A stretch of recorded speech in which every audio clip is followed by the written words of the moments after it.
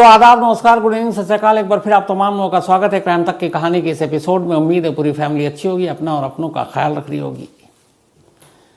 कानून का उल्लंघन, कानून की निगाहों में जो जुर्म है, उन सबको एक तरफ रखिए, क्योंकि सूचना सेठ ने जो कुछ भी किया है वो नहायत संगीन जुर्म है। जब आप किसी को जान दे नहीं सकते तो उसकी जान देने का तो हक है नहीं। और यहाँ पर एक माँ अगर अपने एक बेटे को मार रही है तो ये और भी ज़्यादा लोगों को बेचैन करता है, क्योंकि माँ तो ममता, और कहते हैं माँ के पैरों के नीचे जन्नत है। तो ये सारी चीज़ें लोगों को बेचैन करती हैं। लेकिन एक सवाल था जो पिछले 7 दिनों से गोवा पुलिस के साथ साथ पूरे देश को सबसे ज़्यादा बेचैन कर रही थी, और वो ये कि सूचना सेठ ने अपने बेटे का कत्ल किया, फिर उसकी लाश को बैग में क्यों रखा, और रखा तो रखा, फिर उसी लाश के साथ उसने गोवा से बेंगलुरु तक का सफ़र क्यों किया। करीब 7 दिन हो गए। अब गोवा पुलिस के जो सोर्सेज हैं उन्होंने इसका जवाब दिया, और ये जवाब और भी ज़्यादा बेचैन करने वाला है। इन 3 दिनों में बहुत सारी चीज़ें इस कहानी में नई आई है सामने। तो आज ये पूरी कहानी और ये जो बैग वाली पहेली थी कि क्यों आज के जो दौर में है कि कत्ल के बाद लोग लाश को ठिकाने के नए तरीके ढूंढते हैं। आप श्रद्धा केस से लेके बाकी ऐसे दर्जनों केस हैं जिसमें आप देखिए, लेकिन यहाँ एक ऐसा केस है जिसमें एक कातिल माँ अपने बेटे की लाश के साथ सफ़र कर रही है और लाश को लेकर बेंगलुरु जा रही है। तो लाश से पीछा छुड़ाने की बजाय उसने लाश को अपने करीब क्यों रखा और क्यों उसको बेंगलुरु ले जाना चाहती थी। इसी सवाल का जवाब तलाश रही थी गोवा पुलिस। 7 दिन हो गए, लेकिन सूचना लगातार पुलिस को गुमराह कर रही है, सच बोल नहीं रही है। और आज जब उसको कोर्ट में पेश किया गया गोवा की एक अदालत में, तो वहाँ भी पुलिस ने यही कहा कि ये कोऑपरेट नहीं कर रही है। और सूचना की तरफ से उसके वकील ने कहा कि नहीं, वो कातिल नहीं है। उसका स्टेटमेंट यही है, सूचना जो लगातार दे रही है कि रात को हम आए और सोए और सुबह उठा तो देखा कि बेटा मुर्दा है, मैंने कत्ल नहीं किया। लेकिन जब पुलिस सवाल करती है कि आपने कत्ल नहीं किया तो फिर अपने बेटे की लाश को बैग में लेकर बेंगलुरु क्यों जा रही थी, तब वो खामोश हो जाती है। और पुलिस के लिए भी ये पहेली थी। तो पूरी कहानी कुछ यूँ है, कुछ डेट और तारीख के बीच में भी अब जो एक तरह से कंफ्यूजन था दूर हो गया है। 5 संडे पहले आखिरी बार कोर्ट के ऑर्डर के बाद 10 दिसंबर को वेंकटरमन अपने बेटे से बेंगलुरु के एक कैफ़े में मिला था। चूँकि कोर्ट का ऑर्डर था तो मिलने दिया। बाकायदा एक मैसेज भेजा सूचना ने वेंकटरमन को कि तुम 10 बजे आ जाओ और अपने बेटे से मिल लो। 10 दिसंबर को वो मिला। इसके बाद नेक्स्ट जो संडे था उस पर वो मिलने नहीं दिया, बहाना किया। करते करते 5 संडे गुजर गए, बट वेंकटरमन की दोबारा मुलाकात नहीं हुई। अब आखिर में 6ठा संडे आ रहा था और वो पड़ रहा था 7 जनवरी को। दोनों का डिवोर्स का मामला कभी फाइनल आया नहीं, और डिवोर्स के पेपर के साथ साथ दोनों ने एक और अर्जी डाल रखी है बच्चे की कस्टडी को लेकर। वेंकटरमन का कहना है कि बच्चा मुझे मिलना चाहिए, मैं बाप हूं उसका, और उधर सूचना कह रही है कि बेटा मुझे मिलना चाहिए क्योंकि मैं मां हूं उसकी। इसका भी फैसला नहीं आया। बट इस संडे के मिलने से पहले कोर्ट ने एक और फैसला सुनाया था। उसने कहा था कि चूंकि ये बाप है, इसका हक है बेटे पर, तो ये वीडियो कॉल के थ्रू अपने बेटे से को देख सकता है, उससे बात कर सकता है। बट फिर वेंकटरमन के वकील ने अर्जी दी कि अगर वीडियो कॉल पे मिलना और आमने सामने मिलना एक बाप का इमोशन, मोहब्बत, जज्बात के साथ खिलवाड़ है, तो कोर्ट ने ऑर्डर दे दिया कि हर संडे मिल लो। तो अब 5 जनवरी आ गई और 7 जनवरी को संडे। इससे पहले कि 5 संडे किसी तरह से सूचना ने मिलने नहीं दिया। 5 जनवरी को सूचना वेंकटरमन को एक टेक्स्ट करती है।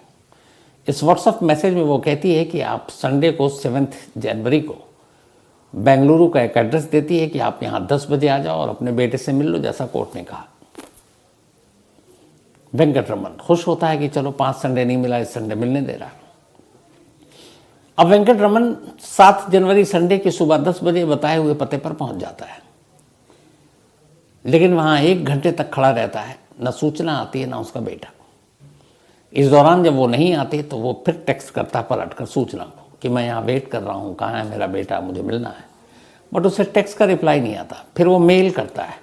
एक्चुअली ये दोनों जो बातचीत कर रहे थे अब कॉल पे करते नहीं थे, या तो टेक्स्ट या ईमेल, क्योंकि मामला कोर्ट में था और टेक्स्ट मैसेज और ईमेल ये दोनों एक तरह का प्रूफ, एक सबूत बन सकता है कोर्ट में आगे चलकर। तो इसीलिए वो टेक्स्ट करते, सेव करके रखते और ईमेल करते। कोई जवाब नहीं आया, घंटा भर से ज़्यादा हो गया। वेंकटरमन मायूस वहाँ से अपने घर लौट आया। इत्तेफाक से उसी दिन यानी कि 7 जनवरी संडे की शाम को बेंगलुरु से उसकी फ़्लाइट की टिकट बुक थी जकार्ता के लिए, जो इंडोनेशिया में है। और ये पहले से तय था, बेटा मिला नहीं, वो शाम की फ़्लाइट पकड़कर इंडोनेशिया चला गया। इस बात से बेखबर कि सूचना अपने बेटे को लेकर 6 जनवरी को ही गोवा पहुंच चुकी है, उसके बारे में उसे कोई जानकारी नहीं थी। अब वो पहुंच गया जकार्ता। इधर सूचना 6 जनवरी को ही पहले से बुक कर चुकी थी, फ़्लाइट की टिकट और इस होटल नॉर्थ गोवा में जो है द सोल बनियान ग्रैंडे। 6 जनवरी से लेकर 10 जनवरी तक की उसकी बुकिंग थी, यानी 6, 7, 8, 9 और 10 को वापस आना था। 4 नाइट स्टे था और 10 की वापसी की उसकी टिकट थी, 10 को चेकआउट था। 6 जनवरी की रात करीब 11:30 बजे वो होटल में चेक इन के लिए पहुंचती है। शाम की फ़्लाइट ली थी, फ़्लाइट से बेंगलुरु गई, एयरपोर्ट से फिर होटल पहुंची। तो होटल से एयरपोर्ट पहुंचने में उसे कम से कम 1 घंटा लगा। तो रात के 11:30 बजे थे जब सूचना ने इस बनियान ग्रैंडे होटल में चेक इन किया। चेक इन करने के बाद वो अपने कमरे में चली जाती है। कमरे में जाने के बाद वो और उसका बेटा वहीं थे, और जो गोवा पुलिस के सोर्सेज हैं उनके हिसाब से 11:30 बजे चेक इन किया और उसके मुश्किल से 2 से ढाई घंटे के अंदर, यानी रात करीब 2 बजे के आसपास, उसी रात जिस रात ये होटल में पहुंची, सिर्फ 2-2.5 घंटे बाद इसने अपने बेटे को मार डाला।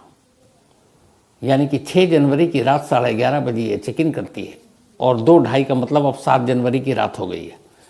तो होटल पहुंचने के बाद ही फौरन 2 से ढाई घंटे में इसने अपने बेटे को मार डाला। ऐसे बहुत से केस हुए हैं, कई तो मैंने आपको सुनाए भी हैं।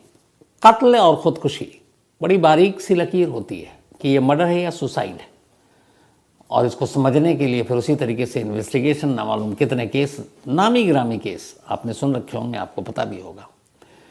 ऐसे ही मुंबई का एक डिटेक्टिव है, डिटेक्टिव अजय, जिसके सामने ये सेम केस आता है। कुकू एफएम के ऑडियो बुक पर यह पूरी कहानी है कि डिटेक्टिव अजय एक केस की तफ्तीश कर रहा है।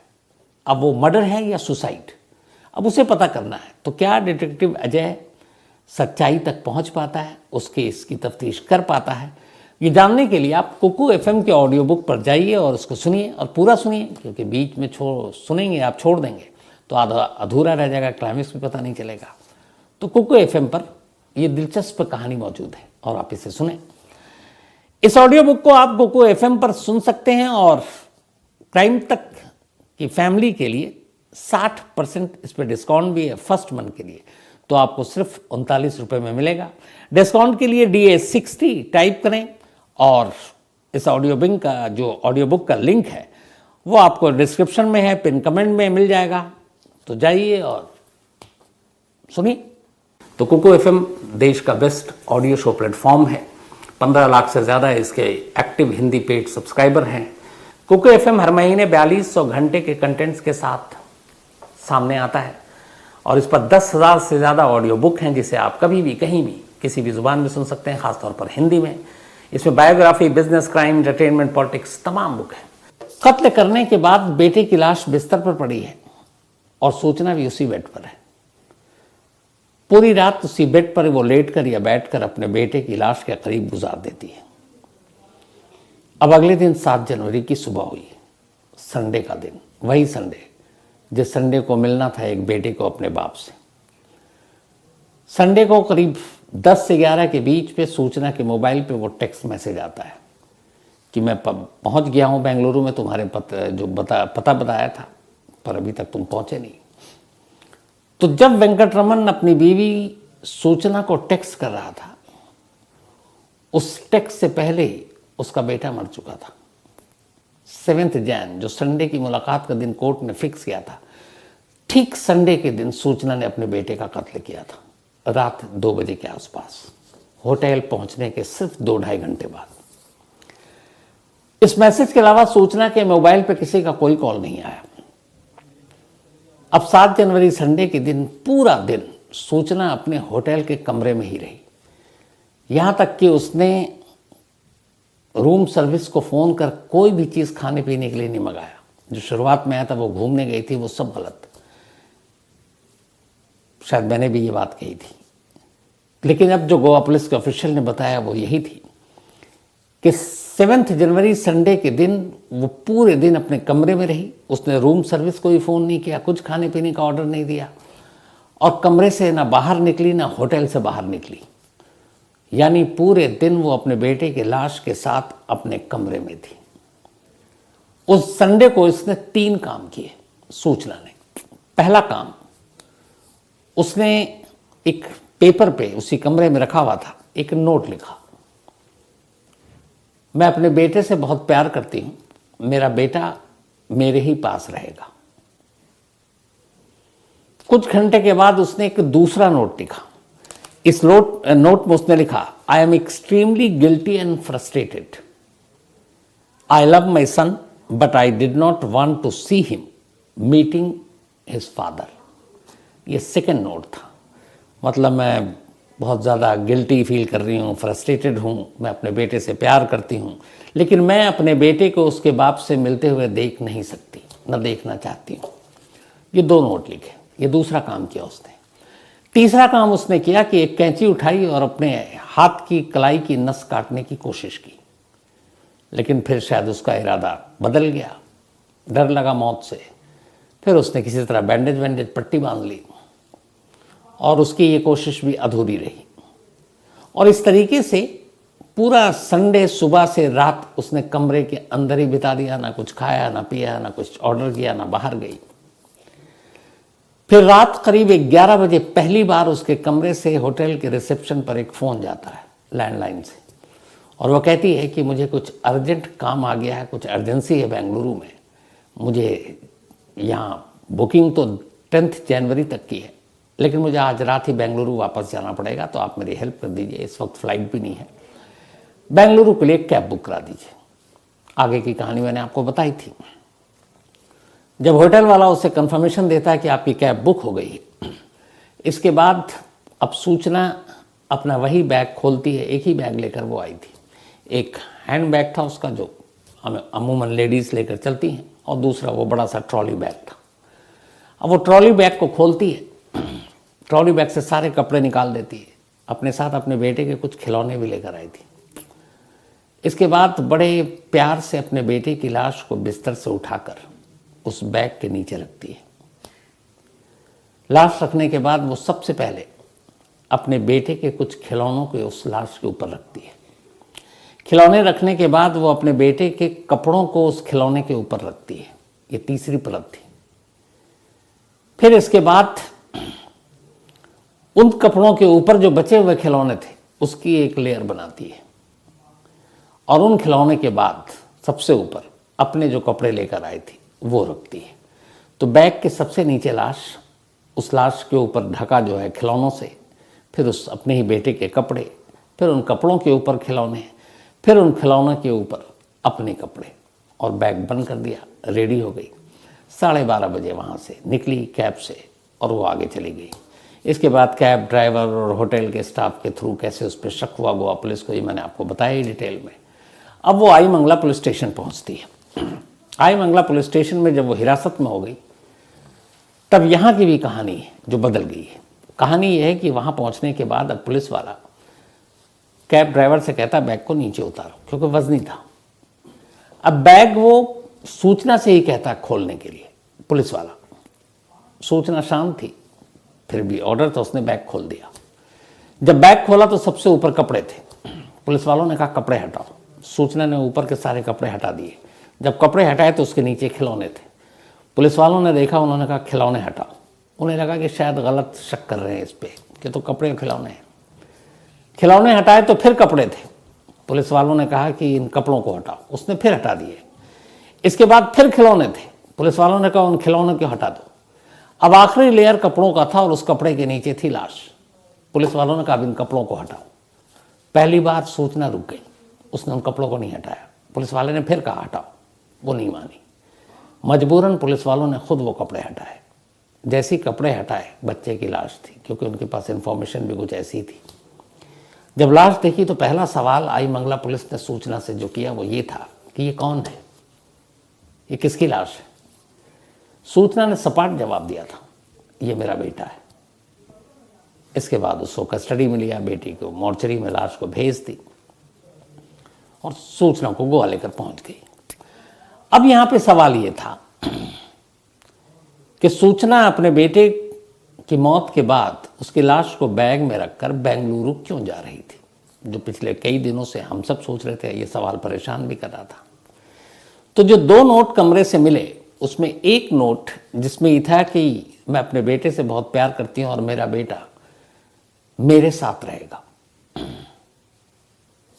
ये जो लाइन है, और बेंगलुरु ले जाना, पुलिस ने इन दोनों को मिलाया, सोचा और पूछताछ की। जो सूचना ने बयान दिया, क्योंकि वो कत्ल की बात से इनकार कर रही है, उसने कहा कि मैंने नहीं किया, वो तो सोया था और उसके बाद सुबह उठी तो वो मुर्दा था। तो जब पुलिस वाले ये पूछते कि अगर वो मुर्दा था, तुमने कत्ल नहीं किया, तो इन्फॉर्म करने की बजाय तुम उसके बैग को लाश में रखकर खिलौनों कपड़ों से छुपाकर गोवा से बेंगलुरु क्यों जा रही थी, तब उसने जवाब दिया कि मैं इसे अपने घर ले जा रही थी, गोवा। तो पुलिस ने पूछा कि क्यों, तुम इस लाश को गोवा क्यों ले जा रही थी, क्योंकि वहाँ पे कोई फैमिली भी नहीं है, जो बाकी रिश्तेदार हैं कोलकाता में हैं, कुछ केरल में हैं, और वो अकेली रहती है वहाँ बेंगलुरु में। तो उसने कहा कि मैं अपने बेटे से बहुत प्यार करती हूँ और अपने बेटे से मैं अलग या जुदा होकर नहीं रह सकती, इसीलिए मैं अपने बेटे को अपने साथ गोवा ले जा रही थी, ताकि मैं उसे अपने घर में अपने साथ रखूं। यानी किसी भी एक पल उसकी मौत के बाद सूचना ने ये नहीं सोचा कि अपने बेटे की लाश को उसे कहीं ठिकाने लगाना है, छुपाना है, फेंकना है। उसने बड़े सपाट लफ्जों में कहा कि मैं अपने बेटे की लाश को बेंगलुरु अपने घर अपने साथ लेकर जा रही थी, इसलिए ताकि मेरा बेटा जो है मेरे साथ मेरे घर में रहे। अब ये बात कोई भी इंसान सुनेगा तो थोड़ा सा तो अजीब ही लगेगा कि एक मुर्दे को तुम घर ले जाकर अपने साथ कैसे रख सकती हो। तो उसको घुमा फिरा कर पूछा भी गया कैसे। उसने कहा नहीं, मैं अपने बेटे से बहुत प्यार करती हूँ, इसी के साथ रहूंगी अपने घर में। अब ये सुनकर गोवा पुलिस को जवाब तो मिला, लेकिन गोवा पुलिस को कई सारे शक भी हुए। अब आला पुलिस अफसरों से कंसल्ट किया गया कि इस तरह की बातें हैं। अब यहां पर 2 चीजें हैं, इसको ध्यान से रखिएगा आप। वो ये, कानून की नजर में अगर आप किसी ऐसे मुलजिम पर जिस पे इल्जाम है कत्ल का, और आपको शक होता है कि यार इसकी दिमागी हालत ठीक नहीं है, क्योंकि एक आम आदमी ये नहीं कह सकता कि मैं इसको मारकर अपने घर में अपने साथ रखना चाहती हूँ, मतलब न इसका अंतिम संस्कार करना है, न इसको ठिकाने लगाना है साथ। अब मुर्दों के साथ तो जिंदा इंसान नहीं रह सकता, नियम कानून समाज सोसाइटी सबके खिलाफ है। लेकिन वो उसका बयान यही था, तो पुलिस को कुछ डाउट हुआ। लेकिन अब पुलिस को ये भी है कि अगर उसकी इन बातों को उसके दिमागी हालत से जोड़ दिया जाए और ये बात उसके वकील तक पहुंचे, या फिर यह है कि वकील ऐसा कोई प्रूफ ही छोड़ दे गोवा पुलिस, तो फिर दिमागी हालत को मद्देनजर रखते हुए अदालत में केस गोवा पुलिस का हल्का हो जाएगा। अगर दूसरा वकील ये साबित कर दे कि इस सूचना की दिमागी हालत ठीक नहीं है, मेंटल परेशानी है, तो फिर उसे उस कत्ल की वो सज़ा नहीं मिलेगी जो कानून कहता है। तो गोवा पुलिस ये भी नहीं चाहती थी, क्योंकि मालूम है कि ये बहुत होशियार है, पुलिस के दिमाग से खेल रही है।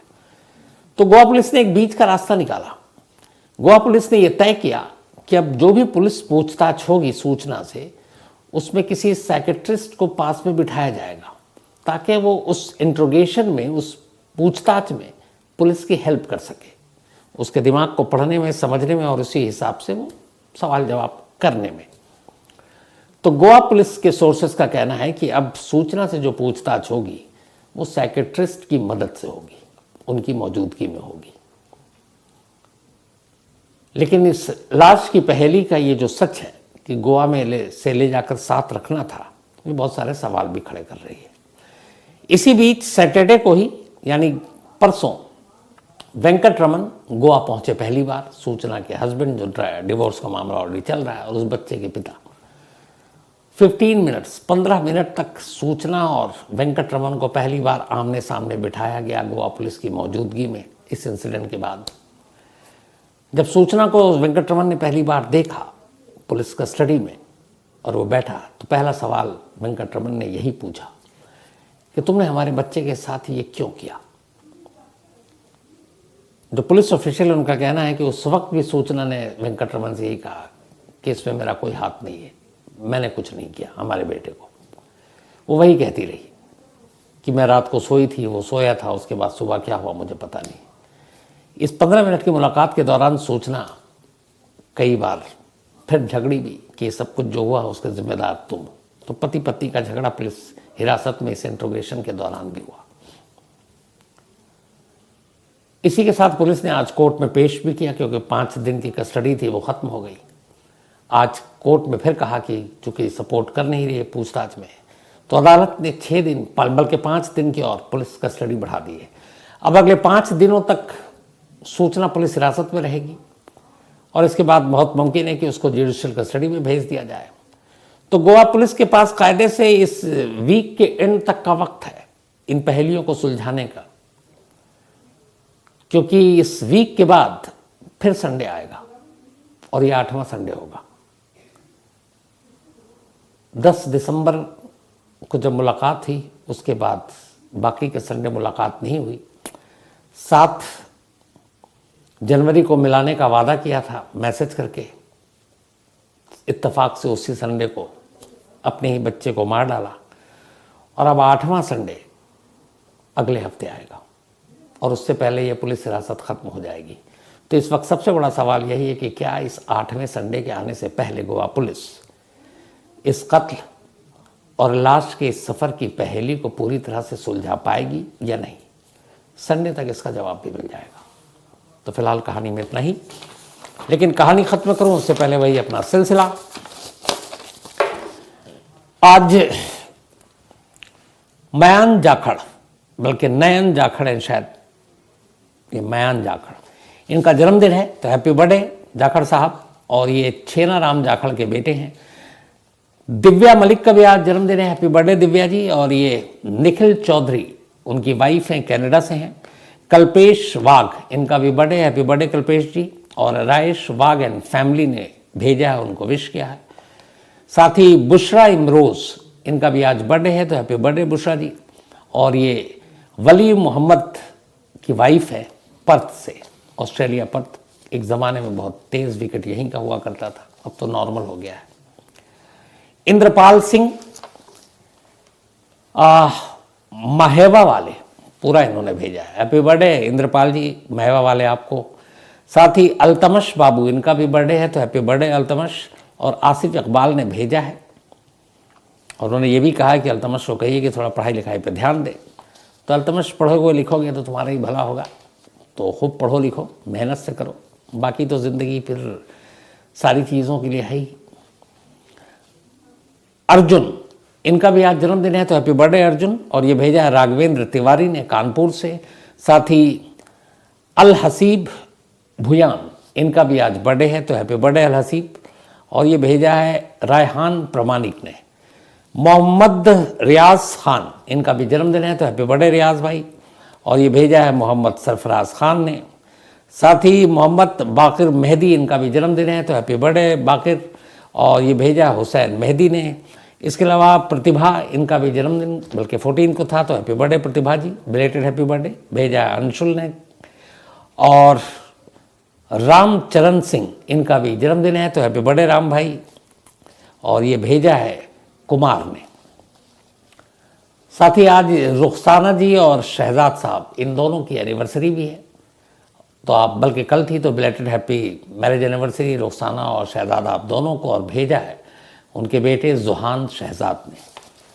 इसके अलावा हामिद रज़ा थैंक यू इस मेल के लिए Hamid, and all the best. NEET की तैयारी कर रहे हैं ये कोटा से, तो पढ़ाई लिखाई में मन लगाओ और ऑल द बेस्ट, डॉक्टर बनो। अजीत पांडे इंदौर से, thank you so much Ajit साहब इस मेल के लिए। मनोज लुखार, मनोज भाई आपने सही लिखा है, इन्होंने हमारे जुडिशल सिस्टम पे कल के उस स्टोरी फॉलोअप के लिए।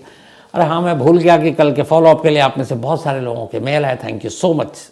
मुझे वो भी लग रहा था पता नहीं आप लोग उसको कैसे लेंगे, लेकिन हौसला बढ़ा जब आपने कहा, और मुझे भी लगता है कि ऐसी शोज़ की ज़रूरत है जिसमें हम उन केसेस को जिनको भुला देते हैं, आज कहाँ है, क्या हुआ, इंसाफ मिला नहीं हुआ, ना इंसाफ़ी हुई, कम से कम उसको याद तो कर सकते हैं। तो थैंक यू सो मच आप लोगों के इस प्यार के लिए और उस शो के लिए जो आपका रिस्पॉन्स रहा। तो उसी में अपने मनोज लुखार साहब ने जुडिशल सिस्टम के बारे में जो कहा है, बिल्कुल आपने सही कहा है। जोसन बायंस कनाडा से, इन्होंने कहानी की फरमाइश की है। Suraj Rana, thank you so much. Poonam Jain ji, thank you so much. साथ ही शुभांगी कुरादे, इन्होंने लिखा है कल की वही फॉलोअप कहानी पे कि अगर वो 3-4 इतने लोगों को गायब कर सकते हैं तो आपने तो कहानी सुनाई, आपको भी कहीं गायब ना हो जाए। तो शुभांगी कब क्या हो कैसे हो कौन जानता है, बट ये है कि आप अपना काम ईमानदारी से करते चलिए। अशोक कुमार सैनी, इन्होंने कहानी की फरमाइश की। और Akash Raj, thank you so much आकाश आपके इस मेल के लिए। तो कहानी में इतना ही, लेकिन एक बार फिर आपको याद दिला दूं कि कुकू FM ऐप पर क्राइम तक फैमिली मेंबर्स के लिए खास ऑफर है। क्राइम तक की फैमिली के लिए 60% इस पर डिस्काउंट भी है फर्स्ट मंथ के लिए, तो आपको सिर्फ 39 रुपये में मिलेगा। डिस्काउंट के लिए DA60 टाइप करें और इस ऑडियो बुक का लिंक है वो आपको डिस्क्रिप्शन में है, पिन कमेंट में मिल जाएगा। तो जाइए और सुनिए।